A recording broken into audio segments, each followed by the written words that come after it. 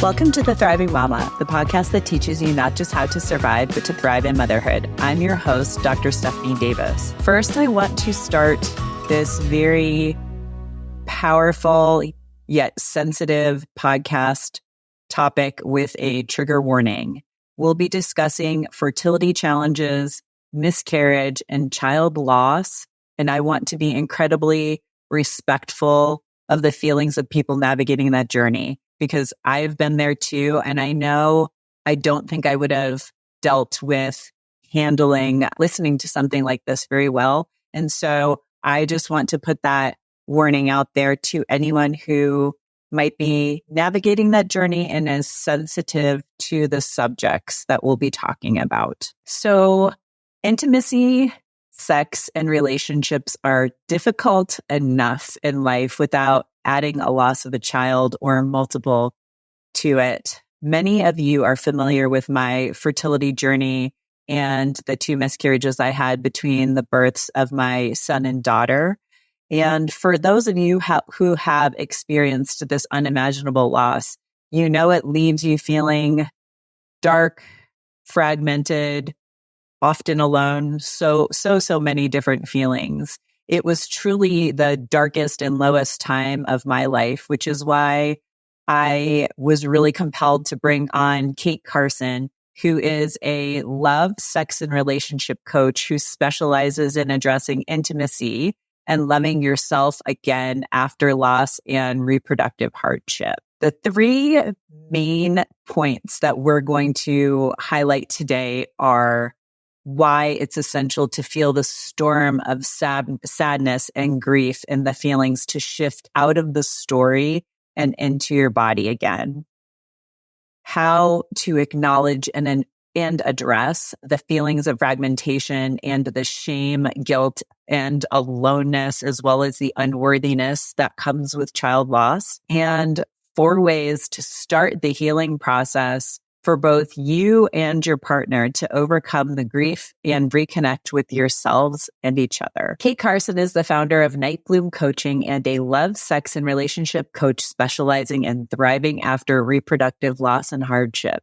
She helps women find themselves and couples find each other after the huge life-changing stuff that is the fertility journey. After experiencing her own significant losses, she opened up her heart to hold space for these women and couples navigating the journey from grief and loss to reconnection. Want to chat and get more personalized support? I'm offering podcast listeners a free 20-minute Thriving Mama check-in where we'll evaluate your physical, mental, and emotional health and provide useful resources to help you on the journey. You'll find that link in the show notes. Righty. Welcome so much, Kate. I was so excited to have you on. I've wanted to have you on for a while, as we talked about before, because this is a really important topic, and it's a topic that's very, very close to my heart, as is yours.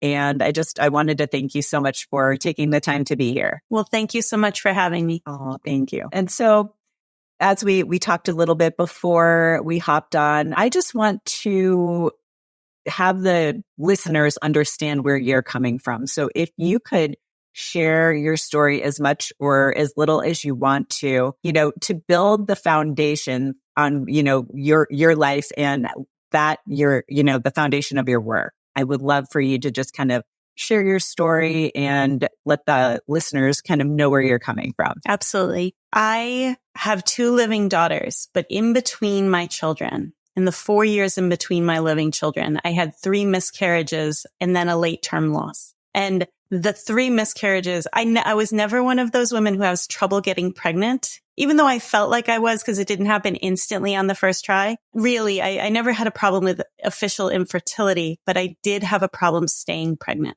So after my first daughter was born, we knew we wanted a big family. We started trying again pretty early. And I had 3 miscarriages in a row. One of them was at like 13 weeks. One of them was at 8 weeks. And one of them was quite early, like at 6 weeks. And I was quite devastated. And what happened was the first time I had a miscarriage, I really had to grieve it. But as they kept on coming, it became more like this mounting sense of desperation that I would never be able to have the family that I had planned and wanted. I finally did get pregnant. with what they call a sticky baby. So I did not miscarry this one. But the whole pregnancy, I just had this sense of impending doom, like something felt wrong, right?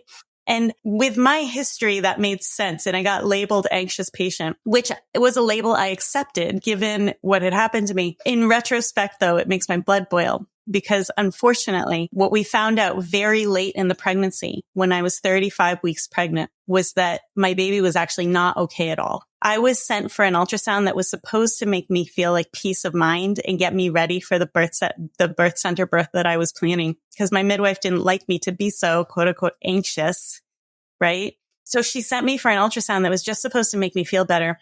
But instead of making me feel better, I went by myself because I sort of expected, I thought I was just crazy. No, they sent in, after over an hour of looking, they sent in 2 specialist doctors who said, "We are so sorry, but we are seeing problems with your baby's brain." And they began to list off the parts of my baby's brain that were effectively missing, that had not formed, the malformations. There was a set of malformations that's called Dandy-Walker malformation. And that has a huge range of outcomes, some of which are not very severe, some of which are incompatible with life, right? So it's a huge spectrum. And then they said, we can't quite see the corpus callosum. So they sent me for an MRI, but the MRI was 2 days later. And at the MRI, then the neonatal neurologist told me, "We are so sorry, but your baby is moderately to severely affected."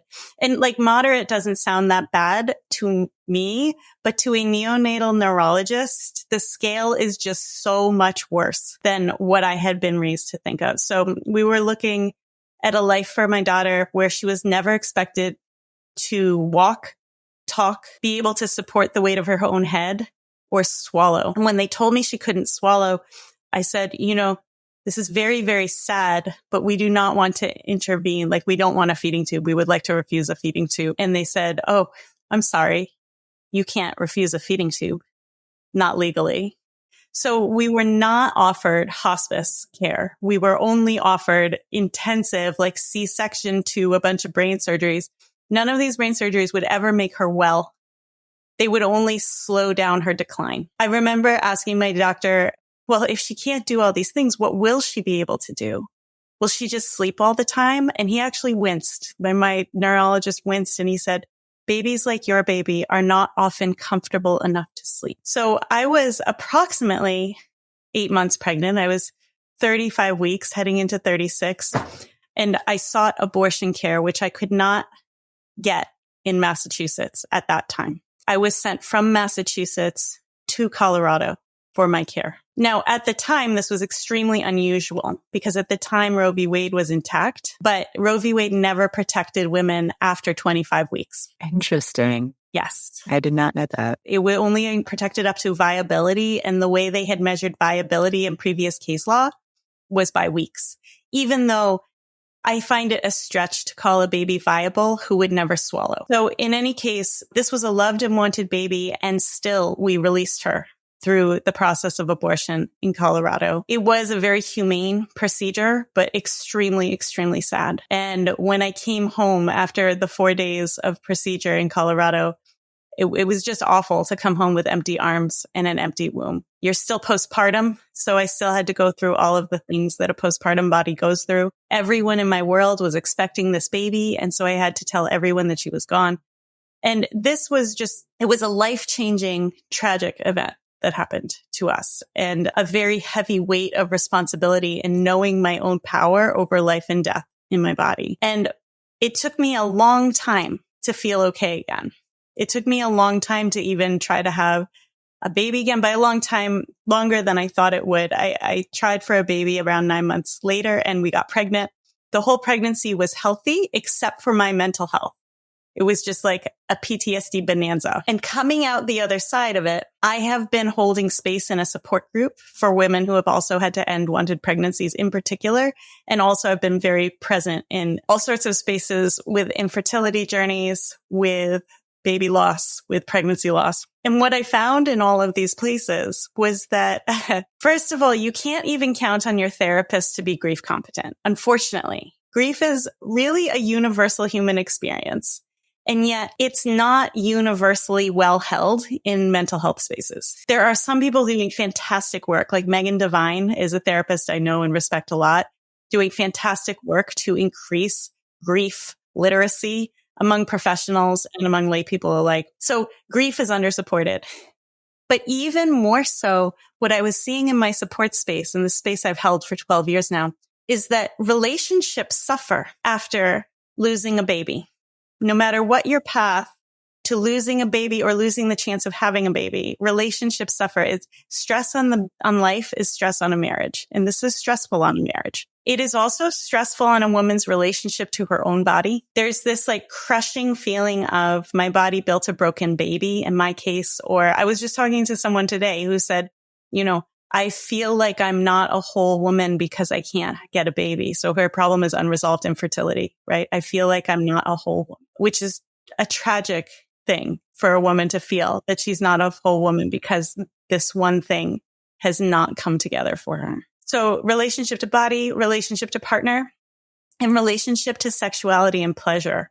Because all of this trauma, the physical trauma of a birth, because my experience, my loss was a birth, or the physical trauma of the infertility treatment, which is really rough on a body.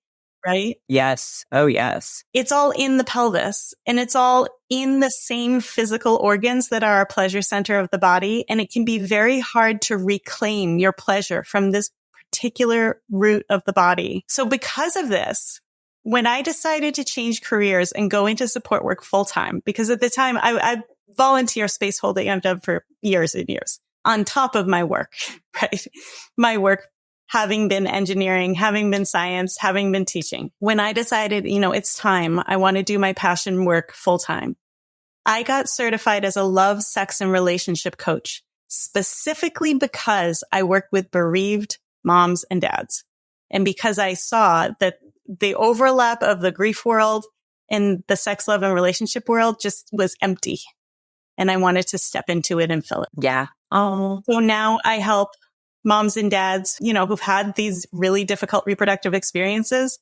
I help their relationships to come back together. I help their feeling embodied, feeling like you're in your own body again. And I help them to access pleasure again in their lives. That's amazing. And I agree that it is a extraordinarily underserved area. I feel like for so long, so much of this has been taboo. And I also just wanted to backtrack and say thank you so much for sharing your story, because it's validating to the people who've gone through it. And I know it's unimaginable for those of us who have experienced loss, or even those who haven't experienced any type of loss, but to have to make those really, really difficult decisions. And one thing that's also really important to keep in mind is what the neurologist was telling you was the best case scenario, right?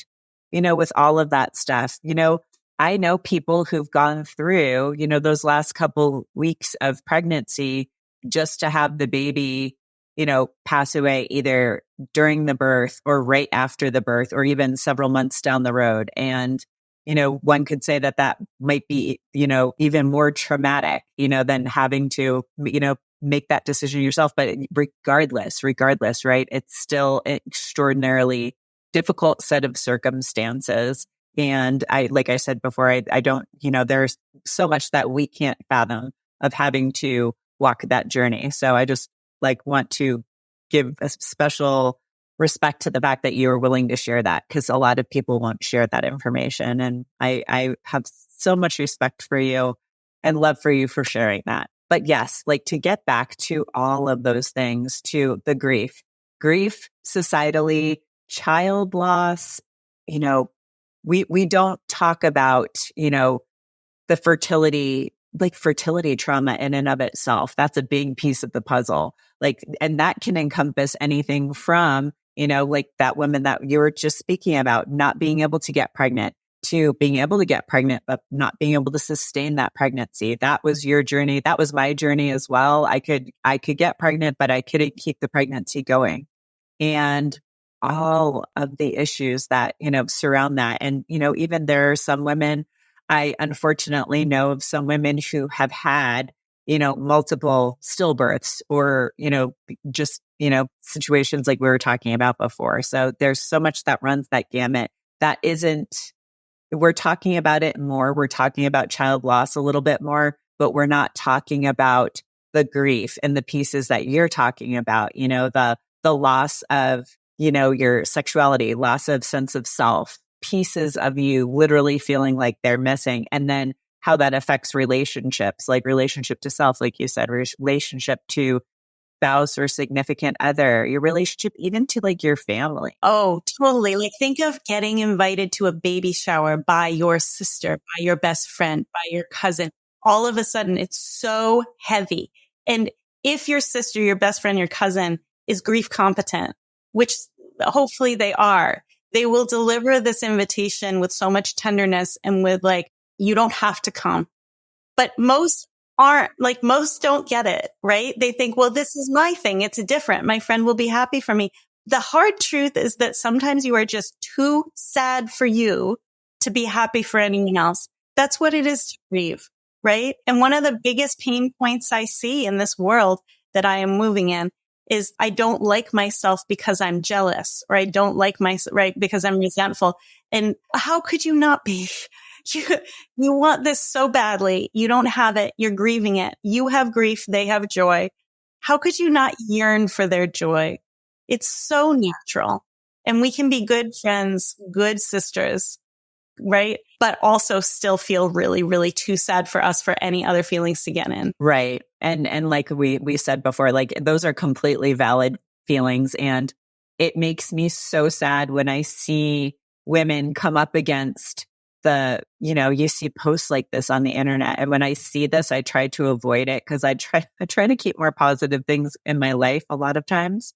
But it's like, women will post something and be like, oh yeah, my mom is mad at me because I don't want to go to my sister's baby shower, or my best friend, and they just can't understand. And to me, that's, yes, them not being grief competent, but them just also not even acknowledging that person's journey or their feelings or validating it. They're just trying to validate themselves. And that hurts my heart so much because they're the person who's going through the grief and the loss. They're not being malicious at all. They're feeling their feelings, and grief.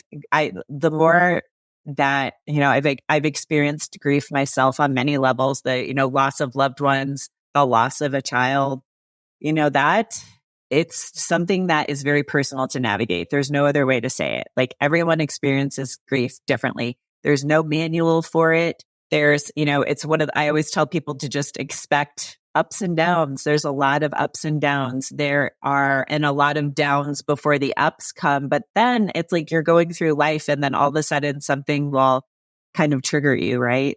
And then you don't know it's coming, and you don't know what those triggers will be. And, it's like the further you get away from it and when you work on it, the easier it is to handle it. Because like before we hopped on, I told you like the closer I was to my miscarriages, which would have been my daughter 7, they would have been 8 years ago. I couldn't talk about it. I couldn't even think about it without crying all the time. And that was a good 2-3 year period of time. And even holidays like Mother's Day, I was happy for the children that I physically had, but I would also cry because of the children that and you feel invisible. Yes. Right? Yes. You feel yes. invisible. You feel invisible. In aspects of your motherhood. Mm-hmm. Yes. Yes. Yeah. One of the things we do every year at the support group I run called the Ending Unwanted Pregnancy, I co-run. We organize like a buddy system for Mother's Day so that anyone who wants to receive a card acknowledging the child they lost and they get to put into the form, like, what do you want acknowledged, right? Who do you want seen? How do you want to be witnessed? And we send each other cards on Mother's Day, because even for those who have a child in arms and which is of course a huge privilege on that particular day, right? Yes. Yes. It's not everything. And even women who appear from all out, everyone wants a transcendent narrative, a like redemptive narrative where like now you've had your rainbow baby and everything's okay. No one child erases another child. No. So we send each other cards for the women who are invisible mothers and for the invisible motherhood, even of visible mothers. Yeah, it's interesting too, because I love that you guys are doing that, because I feel like our generation, this generation of women, I shouldn't just say our generation because there are generations that are younger than us that are doing this too. We're more mindful of this, right? I feel like my grandmothers, and my grandma and her sisters, they all had multiple miscarriages and didn't really acknowledge it. They just kept on having other babies, and I don't feel like they were seen in her. And even my mom had actually had a baby before me, and he passed away, I believe it was 18 days old, but we never talked about it. The only reason I know about it is because of my grandmother. My dad's mom had a picture of him, like where she had a picture of all of us, like she had the grandchildren's baby pictures. And I was a little kid and I was like, who's that? And she explained it to me. And I was like, I always thought it was interesting that my parents he actually passed away in the fall, and that always coincided with my parents having some like emotional issues, and there was turmoil, especially when we were younger, because they never dealt with it.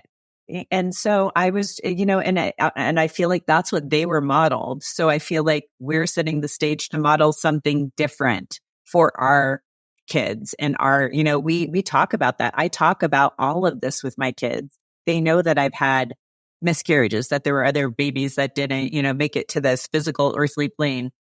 They know that I had a sibling that, was born and then passed away. So it's like something that I want them to know, because I feel like, for many different reasons, the generations that came before us were not, all that. I don't want to say emotionally intelligent, but the times that they were living through were different than what we're living through right now. And they weren't allowed to be open. Yep. They weren't allowed to feel it, talk about it, none of that. And that makes me sad. My grandmother, and I didn't know this until after I lost my baby, but when I lost Laurel and I came home and my breasts were leaking and I was still bleeding and I was just crying all the time, my grandmother, who was in her 90s, told me about a story where her best friend was at her house, was pregnant, was expecting a child, and went into labor at her house.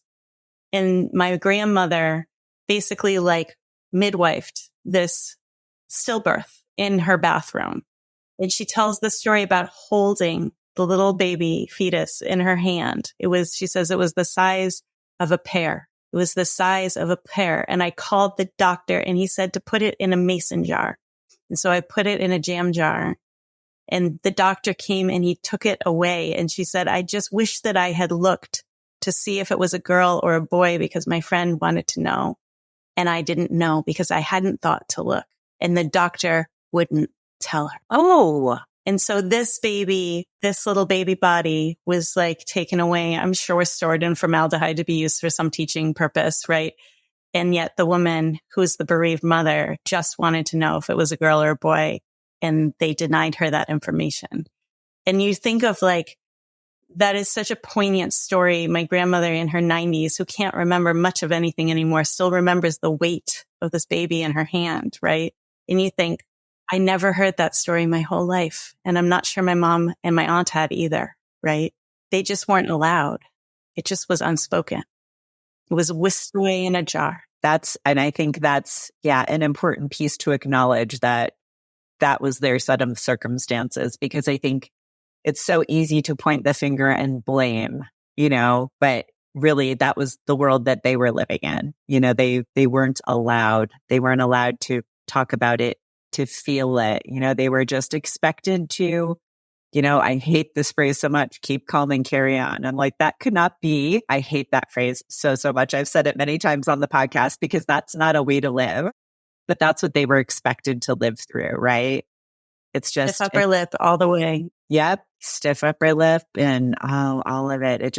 It makes me so sad. So, that's why I love, the work you're doing is so incredibly important for just so generations of women and men and families. And something that I frequently talk about in my work and on the podcast are life transitions.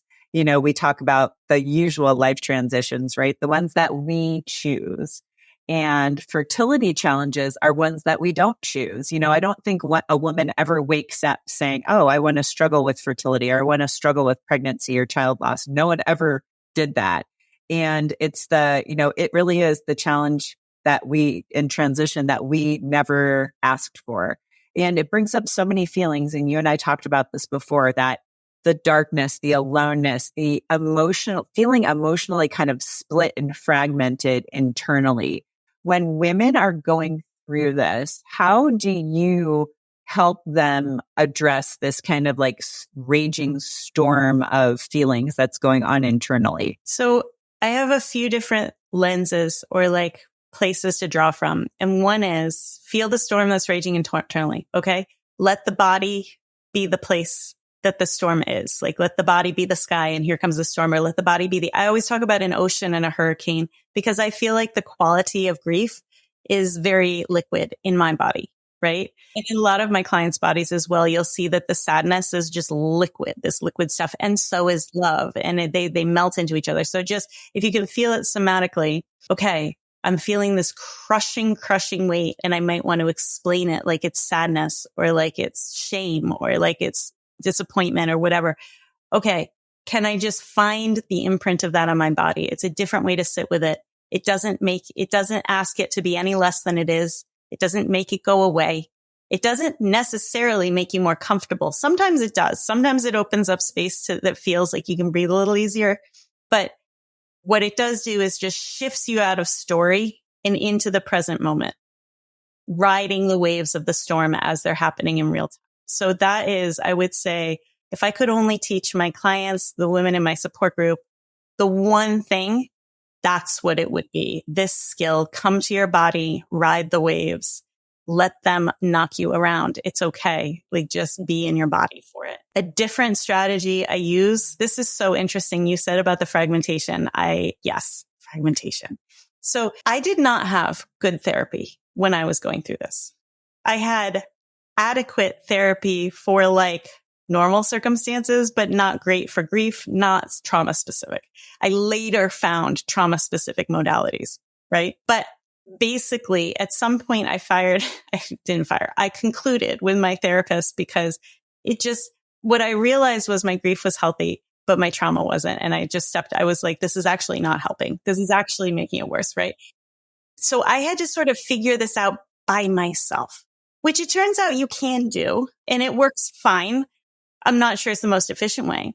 But what I noticed was that fragmentation that happens, or we know that the fragmentation happens around trauma. And when I will introduce the idea of identity fragmentation to clients, to women in support group, they will get a little bit worried that I'm telling them that they're crazy and encouraging them to have like multiple personality disorder, which is not called that anymore. But that's what they're worried about.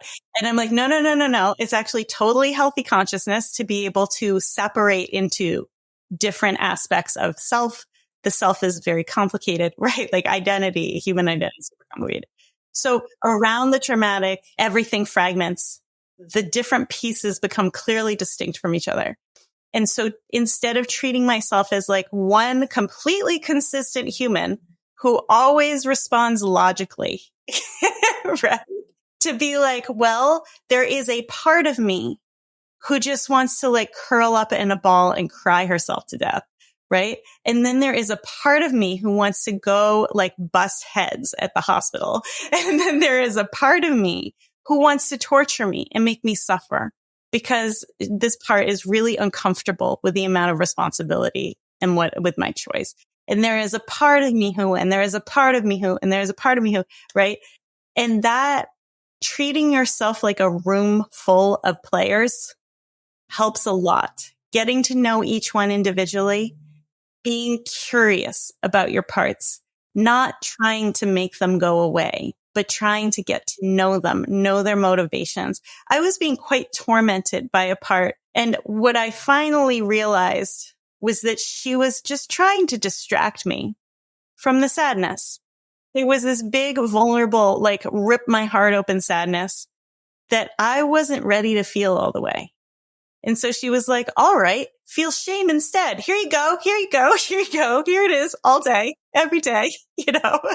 And when I finally turned to her and I was like, I see that you have been protecting me and I don't even know what you're protecting me from because I haven't let myself go there, but I am ready and I will call you if it's too much. And because I meant it, you can't fake this. It's you. So you know, right? She did. She took this big step back and I was able to just feel all of the sadness at once. And I literally thought I was going to drop dead of a heart attack on the sidewalk. And yet I didn't. I didn't. I sort of bobbed to the top of it somatically and looked around, and it was, in the end, enormous, but peaceful. And having been there once, and I got there through the parts work, I got there through realizing I had a gatekeeper. And just having visited the enormity of my sadness one time was enough to know it was there, was enough to know that I would not perish feeling all of my feelings. I don't get to be in that lovely Zen peaceful place all the time, but knowing I've been there once has been completely transformative in my own recovery. So I use parts work. Now, the most popular mode of parts work right now in therapy world is called IFS, Internal Family Systems, where the family is you. The family is you. And that's a great modality, and I do recommend it, but I'm not trained in IFS. I am trained in VITA, Vital and Integrated Tantric Approach, and we use parts work, but more IFS adopted parts work from various historic and indigenous and religious traditions, and so did my modality. Yeah. And I think that that's the nature of a lot of these. Like the primary modality that I use is HMT, which is holographic manipulation therapy. And you can see historically through it where, I mean, there's so much in it. There's so much in it. And there's pieces of this in it as well. You know, I think a lot of the innovators in these spaces are able to see all of, you know, the good pieces of different modalities or traditions and rituals and pull them into, you know, something that might be a little bit new and different. And it was funny because when I was younger, I used to be like, oh, those are just copycats, but really, no, they're not. They're people who are innovative and forward thinking and are like, you know, I can, you know, make this maybe a little bit better or just something different that might, you know, speak to other people. And I love what you're saying, because a lot of the work that I do is it's similar, but it's in a kind of, it's packaged a little bit differently, you know, and it's interesting. But from my own experience, like I had a very, very, like I told you about before, and my listeners have heard, you know, the story of, you know, I thought I had dealt with, you know, all of the pieces, but I didn't. You know, I too, I had, you know, I think we all have a gatekeeper, and in my system, we call it the critical faculty. It's like, your critical faculty, right, is not going to let you go to those places, you know, unless you're willing to go. And you have to acknowledge that. And I was not aware. I think in my mind, I had been telling myself for a really long time, I'm good. You know, I've done all of this work on myself and I'm in a good place. And then, like I said to you, you know, you know, God, universe, you know, whatever you choose to call it, it was like, you are not. So we're going to like send you all of these little messages.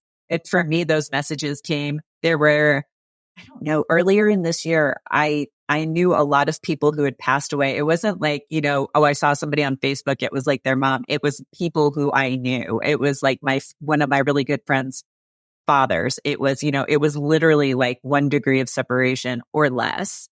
And the big things for me were there was the loss of 2 children in my community, 2 teenagers, 2 14-year-olds. And like that hit so close to home for me because they were people in our community that I knew of kind of, it was more tangentially. A lot of my friends knew these people directly, and it just hit me so hard because I could not, I mean, I've gone through the loss that I've gone through with fertility and pregnant, you know, miscarriage, but not the actual loss of a child who's been on this earth for a long time.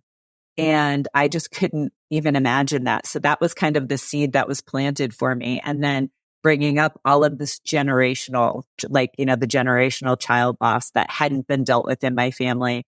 And then it kind of brought in the seed of what happened, you know, with my husband, the fact that when we had you know, like I said, I was so foggy. And I remember describing it. I felt like I was sitting at the bottom of a 50-foot well, just looking up, and it was completely dark. And there was only like a speck of light.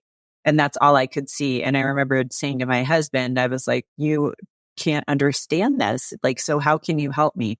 And that was probably the worst thing I could have done. And it was like all of these things started coming into my consciousness in like a 3-month period of time. And it was telling me I had to do something about it. And so I ended up doing a lot of the, kind of the inner work and, getting beyond that critical faculty, right? And, allowing myself to go there and feel the heaviness of all of that and all that I felt that I had lost during that period of time. Because like I said, I felt like there was definitely a piece of me that I lost that I wasn't acknowledging. There was the like sexuality and the intimacy that I had lost that I wasn't acknowledging. There was like parts of the relationship with my husband too that had changed that I felt like I had lost that I also wasn't acknowledging. But I felt like I was also, to some extent, I don't want to say using the relationship with my children to fill in that gap, but I was. Especially my youngest, like she was what I was using to get that boost of oxytocin and feel that like closeness. And I had pushed everything else. Like I would even say, like to some extent, relationships with close like friends and, my sister and things of that nature too. It was like I had, I guess in the back of my mind, like deemed my, like the relationship with my kids worthy enough to fulfill that void. And then I pushed everything else away. So there was a lot of stuff I had to work on this year. And it was hard. It was so hard.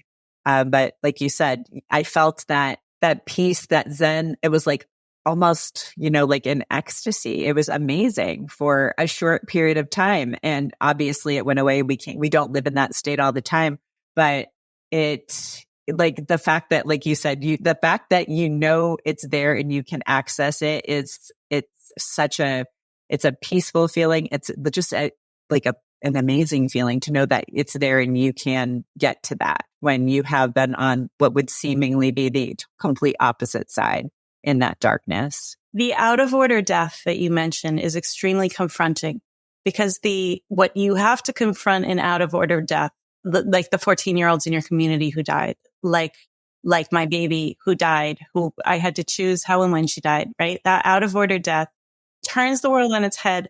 And it also brings mortality front and center. Like we all know in the back of our brain somewhere that we're not going to live forever. We understand how it works. We understand that the body is finite, right? But we don't have to deal with it in a confronting way, like right here, until all of a sudden out of order death comes and is like, nobody is immune. Nobody is immune. And you don't know what you'll do till I come for you, right? And that is an extremely unsettled place. It's a place where I had mentioned the feeling of sadness being expansive and peaceful. The feeling of fear is not expansive and peaceful. It feels very different, but it is equally worthy of being held, right? It's equally worthy of us making all this space for it. I've heard you in your story with the fixation, I'll use the word fixation, but more like attention, like all the attention going to your younger child. Often women do this because it is the place of our worthiness.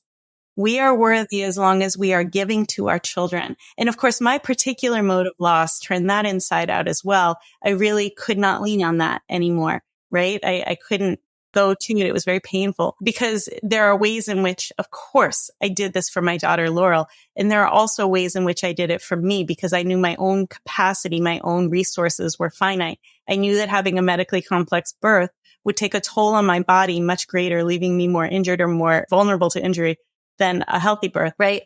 And so I find that letting ourselves matter most and letting something that we as a culture call frivolous, but is not at all frivolous, pleasure, letting our pleasure matter, and especially erotic sexual pleasure, especially the kind of pleasure that we share with our partner as opposed to with anybody else. But even just the pleasure of eating good food is somewhat denied to women, So letting ourselves matter so much that our pleasure becomes central can be difficult under the best of circumstances and can feel impossible if we're sort of self-flagellating around not being not being like able to get pregnant, not being able to carry the pregnancies, not being able to do, right? So that is something I work a lot with. Oh, I believe it because it was like, I felt like I was having all these epiphanies, like one after another as I was going through this process, because I was like, oh, I thought it was fine. And then I wasn't. And then all of these little pieces were like finally coming into my consciousness. And it was interesting. So interesting that you say like deriving your sense of worthiness, because I started off, like, I think we talked about before, like I was finally allowing other people to hold space for me rather than me doing the work on myself. And the first two people who were doing that, both of them asked me, like, is when we're doing this work, you're accessing the subconscious, and they both like kind of were like, what is it that you're feeling right now in this moment? And the two things that came up were, I'm not good enough, right? On all the levels.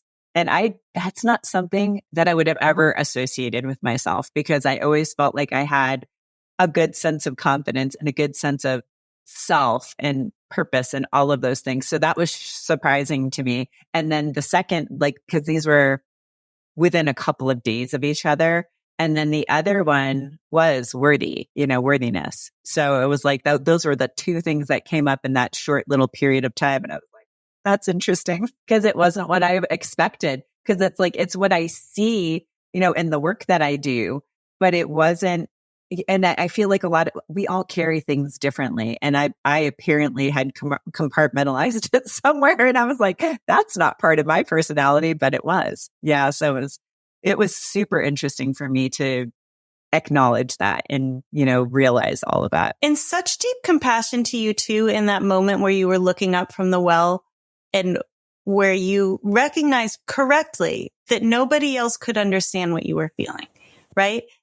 Least of all, the man who loves you, right? Least of all, any man, right? That was not a false thing to say, but it also, I can understand why it drove such a wedge in the relationship, because meanwhile, from his perspective, he's like trying to come down with you. Like he's trying to be close to you. And one of the things that can really make the relationship feel vulnerable after this kind of experience is that men often have been conditioned to feel responsible for our happiness. They look to their woman and they say, I mean, I'm doing broad strokes, I'm doing generalizations, but like, let's say culturally, conditioning, this happens all the time. He looks at her, and if she's smiling and happy, he's like, I'm doing good work. And if she's crying, he's like, oh no, I have to fix it. It's on me to fix it. She's my woman, right? Now, yes. Now you and I know that nobody can fix a dead baby. Nobody can, and we're not asking them to, right? You and I understand that when we are sobbing or at the bottom of the well, we're looking to our husbands and we're just saying, can you just sit near me? Right? But in your case, you might not have even wanted him to sit with you because you wanted him to, like, it seemed like it wouldn't be worth it if he didn't understand. In my case, I wanted him to sit with me even if he didn't understand, but I did want him to understand. I wanted him to understand the visceral stuff my body had to go through, what it felt like to be a walking tomb for my baby, 4 days, right? Like he can never understand that, but also it's hard to sit close to that if you feel like it's your fault that it's not better, right? So then my husband sort of retreats to work. He goes to work so that we don't lose our house. He goes to work so that I am provided for, because he knows. But to me, it seems like he's running away emotionally. Yeah. This is a very common. In our minds, all of this stuff happens, right? And I know that in his heart, he wanted to help me. And there was a part of me, and it's so, I feel like going through this, you realize the power of words, right? Because so often we say, there's a part of me, right? But we don't acknowledge that part, right? We say it, but we're really not feeling it and embodying it and acknowledging it. So there was a part of me that just wanted to be alone and feel my feelings. But there was another part of me that just wanted to like cry and have him hold me, even, but I, those words that I used kind of pushed him away, and I sat there by myself, right? The night that I had the second miscarriage, I was in the bathroom. I went downstairs and I just sat on the couch and cried till the sun came up. So it was horrible. And I feel there's a part of me, I feel like I still need to explain that to him. We've talked about this. We've gone deep down into this because he felt the loss too. And it was interesting. I'll share this with you. Earlier this year, right as I was, we had the child loss in our community. One of his employees she had had multiple miscarriages, and he was feeling so much for her. Like, he's like, I feel so bad for her. He's I would say he tends to be a little more on the stoic side. That he was crying. Like, I saw him like sitting at the dining room table, and I'm like, what's going on? Because he was sitting there, and he just looked depressed, and his eyes were filled with tears. And I'm like, what's going on with you? And he couldn't figure it out. But then we put the kids to bed, and we sat there on the couch, and I'm like, I was doing my work on him, sort of, before we get into the therapeutic part, the talk part. And I'm like, so what's been happening at work? What's going on? And it came out that this person that worked with him had had multiple miscarriages, and she was very emotionally distraught at work, and it was affecting him. And he's like, I don't get it. I don't understand why. And I said, I know why. And like, it's because you never processed the grief of the miscarriages, and we never processed it together. So it was interesting because we had that conversation. I ended up going to a retreat, and that's where we did some of this other work. And then we came home, and I just literally had like an emotional, like there was so much that came out and so much that happened. And he was like, it was better then because I had that moment where I had like the grief and the transformation and all of the feelings myself, but he was present in and out of that, during that. I was probably a good 3 or 4 week period of time. And I felt like that's what I really wanted at the beginning when it was all happening, but I didn't have the, I guess, words to say it, or the proper, I didn't know the proper way to say it. And I think it's hard because if we've never experienced that, you don't necessarily know what to say in that moment. And sometimes we say things that cause dramatic shifts in relationships. So when this is happening, like for a husband and a wife, how do you approach it? Are you working with the wife first, or are you working with them together? Does it look different? Depending upon the people who come to you? It totally looks different depending on who comes to me. Most of the time, the woman comes for help. Yeah, I figured that. Not all the time, most of the time. With the exception being that when there has been no sex for a long time, often the man will come first. And people, I don't want any of your listeners to scoff at that, because I get a lot of, well, of course, they just want sex. Whoa. No.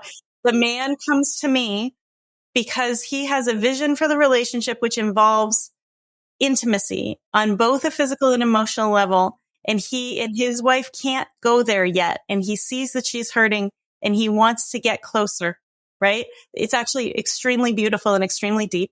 And we all deserve to feel good, both emotionally and physically, in our relationship. So sometimes the man comes to me first, and it's usually when there's been no sex for a long time, because they are allowed, like culturally, women are not always allowed to care about that or to let it matter to us. It feels too dangerous. It feels like we'll be labeled a slut, or like, yes, absolutely, which puts at risk for abuse, literal abuse, right? And so, but they are allowed to hold sex as special. And so they are the ones who come first in this. Okay. So often women come first for grief. Often men come first for sex. And often they come together because they're worried about, they feel further apart from each other than they've ever felt in grief. Grief is inherently lonely. And one of the first things I want to do for them is normalize that they're actually not supposed to feel like you're on, like, super in each other's worlds right now. Right. But what I do for people in general is I do help them identify what to ask for, and ask in a way that they can be heard. Okay. Now, if I'm working with just the woman on the grief, that's going to be early work. I do it in early grief work. I do it in middle grief work. I do it in later grief work.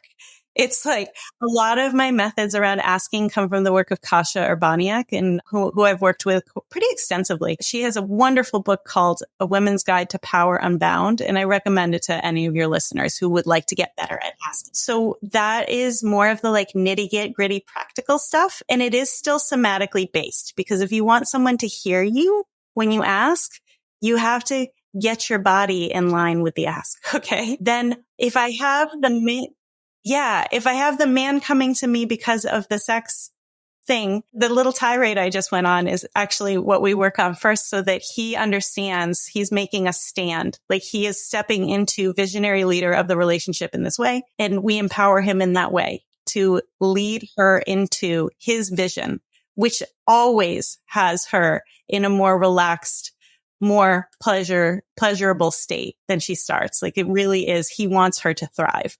So he gets to invite her into that. And if I have a couple coming to me, then it's actually very prescribed, the order in which we work. We do nervous system co-regulation first. Oh, that's so funny. I just wrote down nervous system dysregulation because I was going to ask you about that. That's so funny. It's like we're channeling each other right now. Oh, funny. Yeah. Well, look at what is it like when a couple decides they need help? It's because they're having the same argument over and over and over, or they're avoiding the same argument and it's making them cold and frozen and stonewalled, right? Sometimes there's this dynamic, like pursue, run away, pursue, run away. Sometimes there's this dynamic.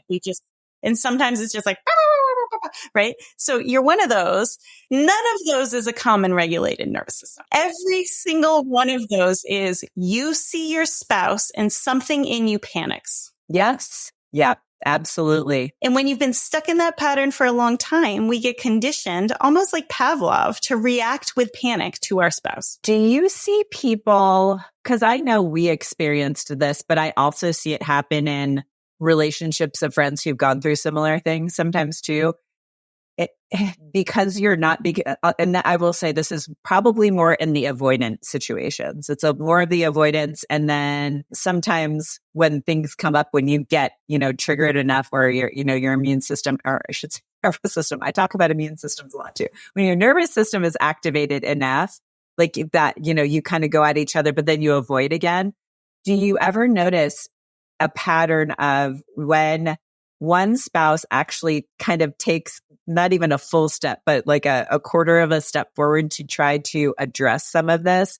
Sometimes because you're not speaking the same language, those topics or sometimes issues can get misconstrued, and then it ends up like you go at each other, and instead of the person who you're talking to hearing what you're saying, they turn it around and shout something or give you back something. It's like projection instead.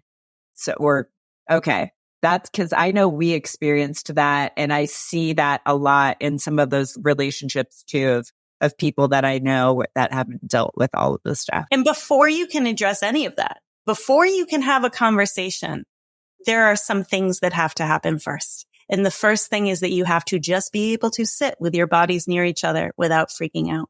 I think that's really, really necessary foundation. I run into so many couples who are like, we just need to talk about it more. We just need to talk about it. And it's like, okay, not until you do this. All right.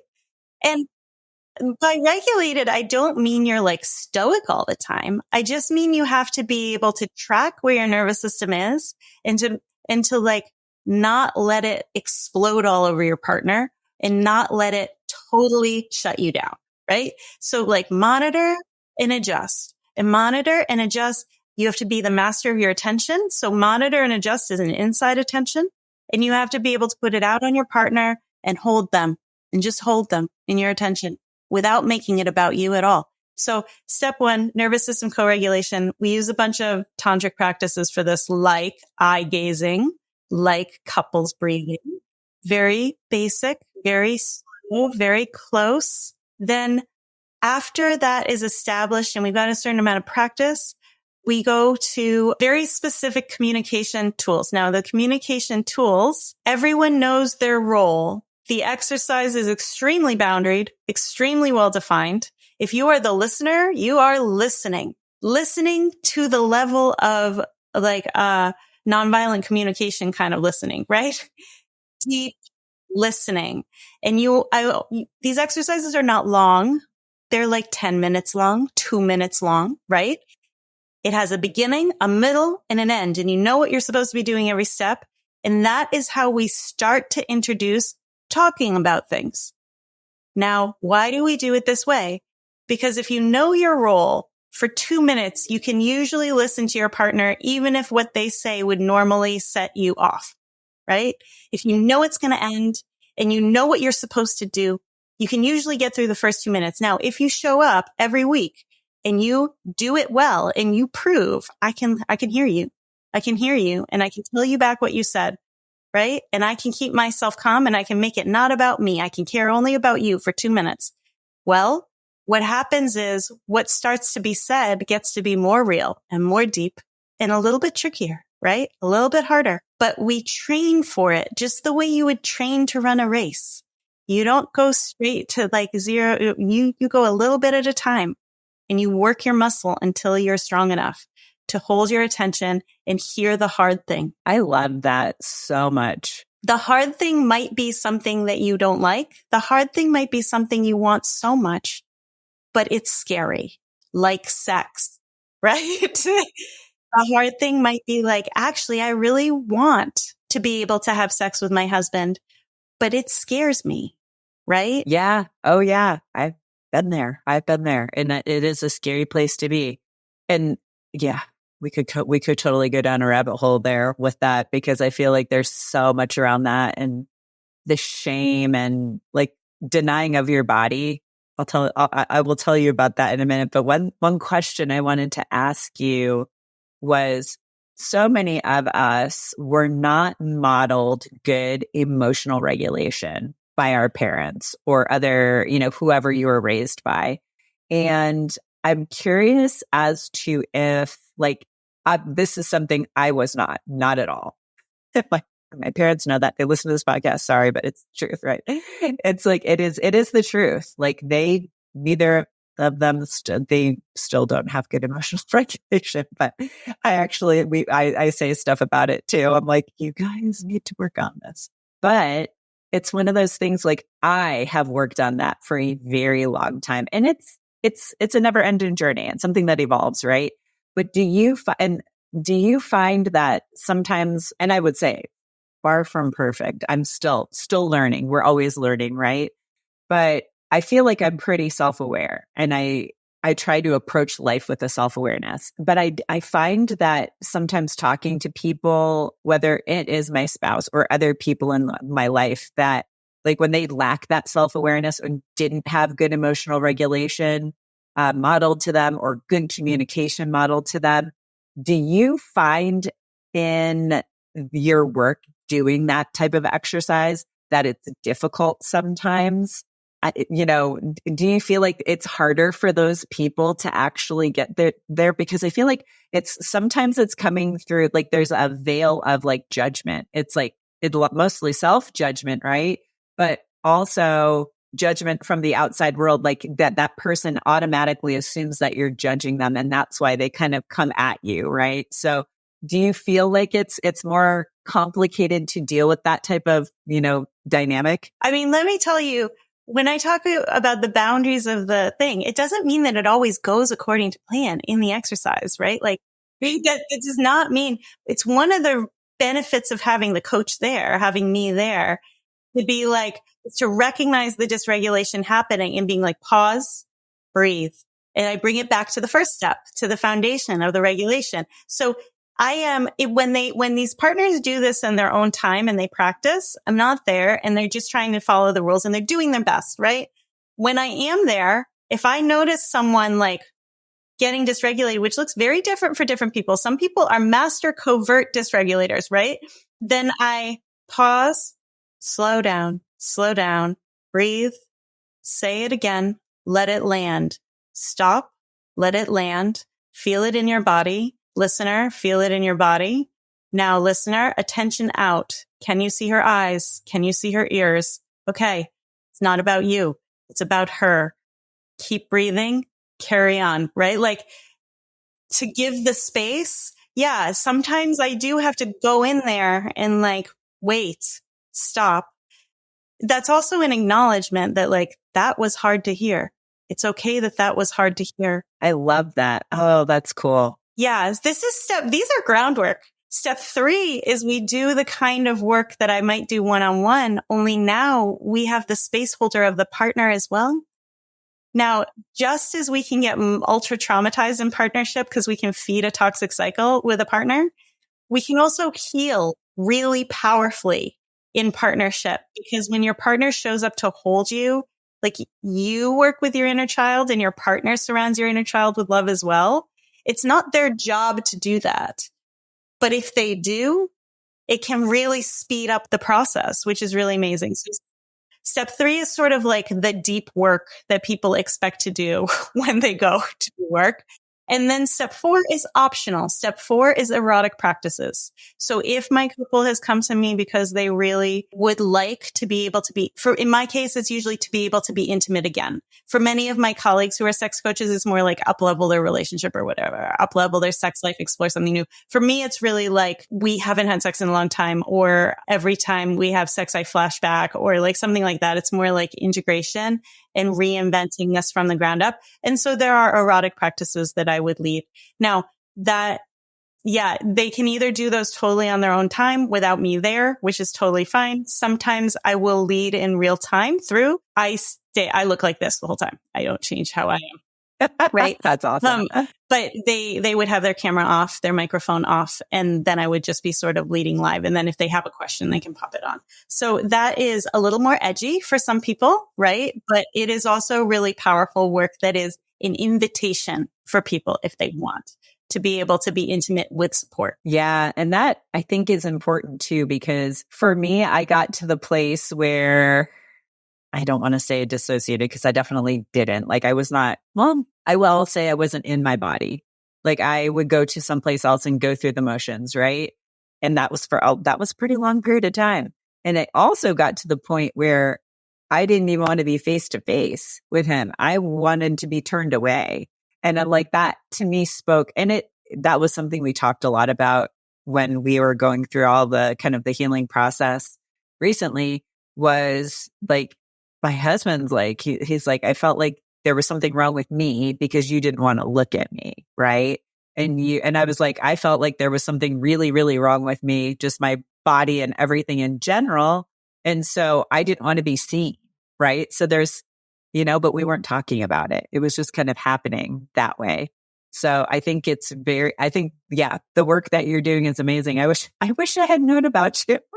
Because I know if I had known about you, what you were doing, I would have been like, we need to do that. Because yeah, I mean, it's hard life is hard enough without experiencing these types of, losses in our lives and the grief and everything that comes with it. And then life after it, like navigating life after it is really hard.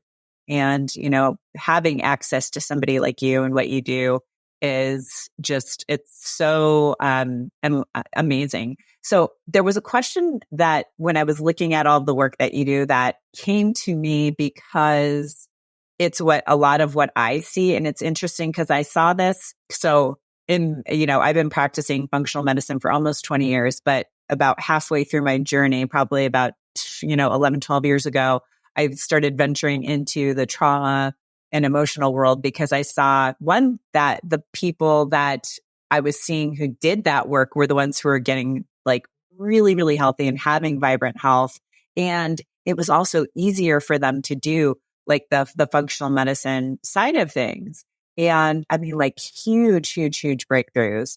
And so that's when I kind of started on the journey myself, getting all of this stuff done to myself, but then also getting certified in so many different modalities, because and each one helped a little bit more. But what I'm doing now, I would say, is really where the healing magic happens and what I do. But it's interesting because I always noticed, even way back then, that women tend to hold almost everything in their pelvis. I feel like from your solar plexus to your pelvis, occasionally in your chest.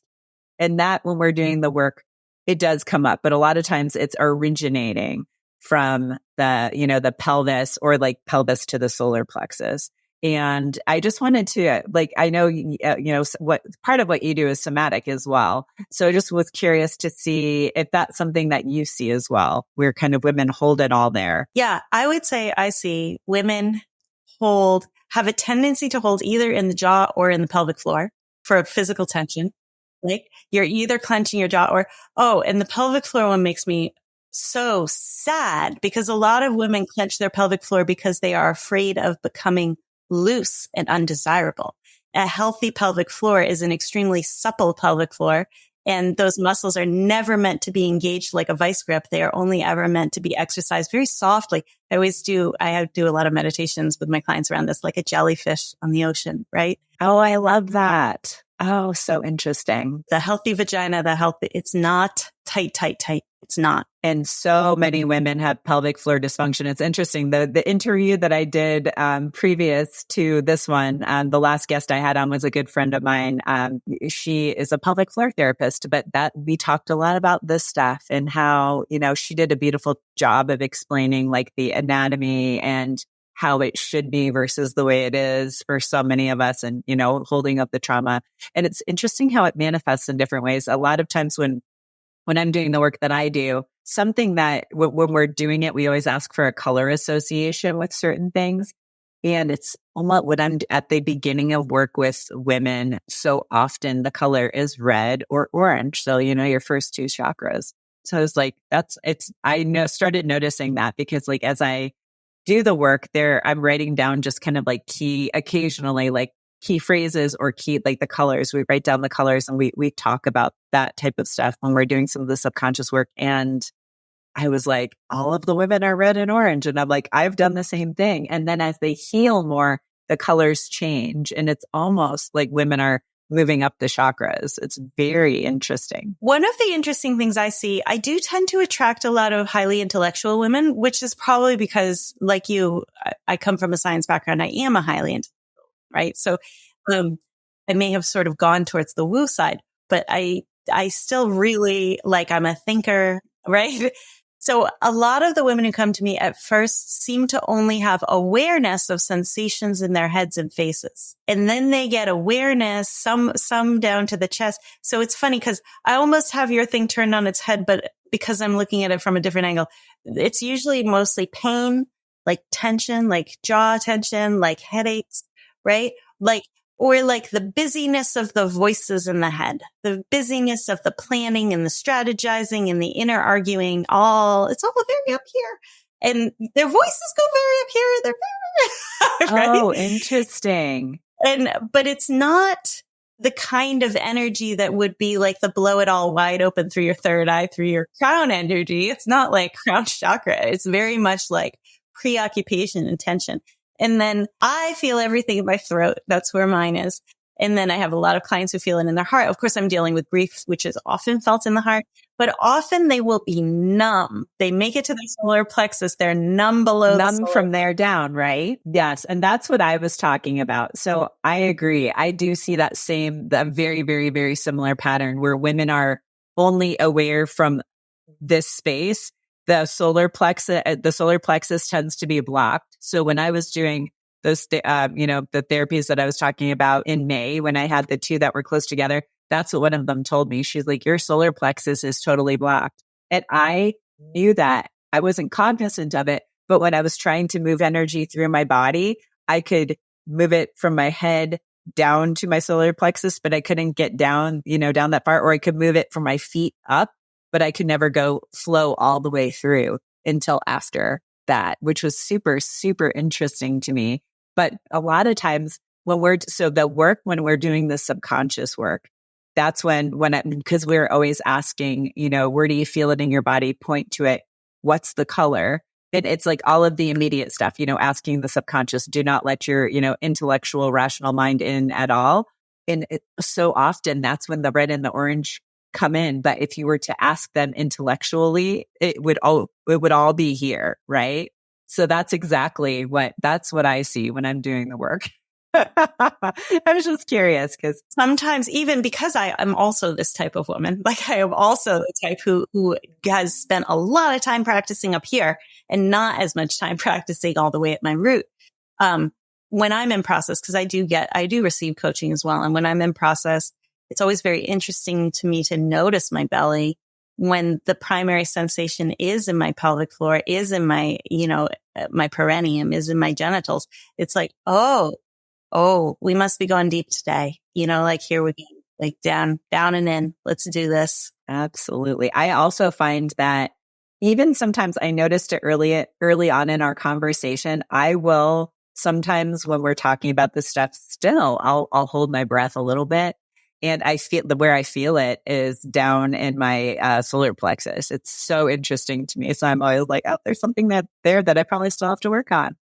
It's like, it's fascinating. And that's one thing that like you were talking about, kind of just the suppleness of the muscles. And I talk about that in the pelvic floor, but also just we're so used to being tight and clenched, and it manifests in the jaw. It manifests in your breathing and manifests in so many different ways in the pelvic floor. And so just letting it all be loose and relaxed and just feeling it. I love your analogy of the jellyfish, because that's so cool and such a beautiful way to envision it. Yeah, I do not just diaphragmatic breathing, which is very important, because diaphragmatic breathing gives all of your internal organs a little massage all day long. Blood flows great. Everything's working great, right? But also pelvic floor too. And the pelvic floor goes parallel to, not in reverse from, the diaphragm.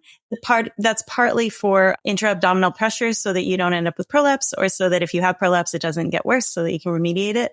But the diaphragm moves quite a bit. The pelvic floor does not move that much, and we shouldn't try to make it move that much, but it just sort of like pulses on the water like a jellyfish as you breathe all day long, right? Yeah, absolutely. Yeah. I love that analogy, just because, when you see them in the water, that's exactly what's happening. They're just kind of like pulsating a little bit, and it's just beautiful and flowy. And that's, it'd be amazing if we could all feel that way, most of the time. That would be lovely. Yes. I love that as a vision for the future. Women who feel flowy and pulsing through the warm ocean waters. Well, so I feel like societally, this is also kind of like a tangent topic. It's like that masculine versus the feminine. We all have it, but most of us are living in the masculine all the time and embodying that, the pusher, the driver, the get things done, rather than, the flowy kind of caring, nurturing, ethereal side of the femininity. It's like, especially women now, society doesn't make space for it. We don't make space for it ourselves often, especially if you're women who are in, that space of grief. All of that's just going to shut down your prefrontal cortex and, put you into that fight or flight survival mode. So, yeah. And as we age, actually, and if you're struggling with fertility too, this will be interesting, but certainly as you age, I'm perimenopausal. You are probably heading for menopause, right? Women turn progesterone into cortisol. Yep. Yes. I talk about that a lot on the functional medicine side. So that whole like striving and driving might be fine when you're in your 20s and your ovaries can just pump out some more. But as they start to get a little calmer and a little chiller and do a little less, we become less resilient to that kind of burnout. Right? It becomes burnout. It's not really endlessly replenishable. And so that's why we have to change the way we live. We have to let go. We have to be willing to go slow. We have to be willing to let some things go. We have to prioritize our sleep. These are things. And circling back to worthiness, if you don't believe that you're worth it unless you perform at a certain level, then that's very difficult to do. Yeah. I'm so glad that you said that, because I feel like I beat these subjects like a dead horse, because I do individual, like I do solo podcasts, and I interview guests because I want to obviously bring this information to the world. But I beat those subjects like a dead horse, because that's the crux of it all. If you don't feel you're worthy, it's very hard to heal, and it's very hard to live in a happy, kind of harmonious way.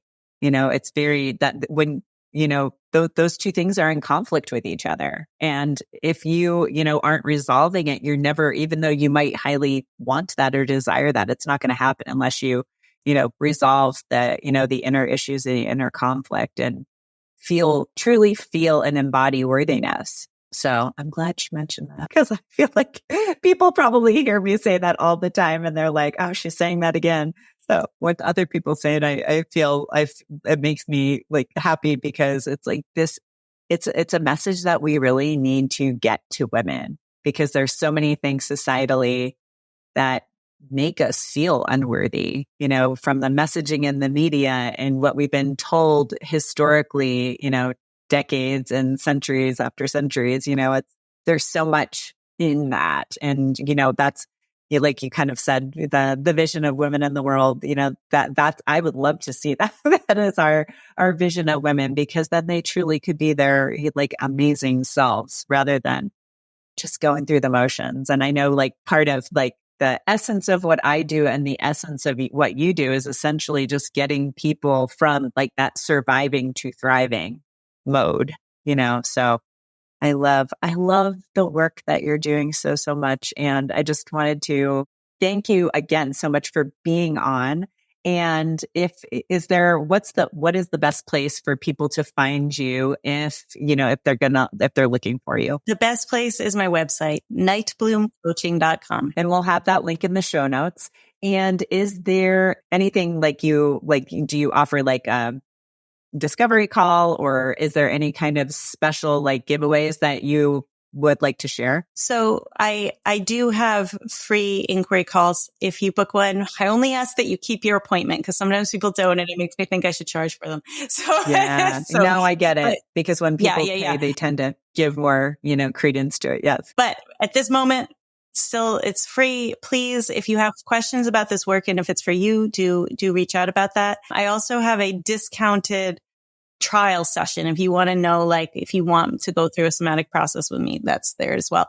And we can talk about what a freebie would be that would be good for your people, because I would love to put together a freebie that's good for your community. Awesome. Yeah. I mean, truly, my community is like I serve moms, because from my point of view, like just working with moms, I have a lot of moms and children in my practice, and moms will pour every ounce of their being into their children healing, but not themselves. And it just made me so sad.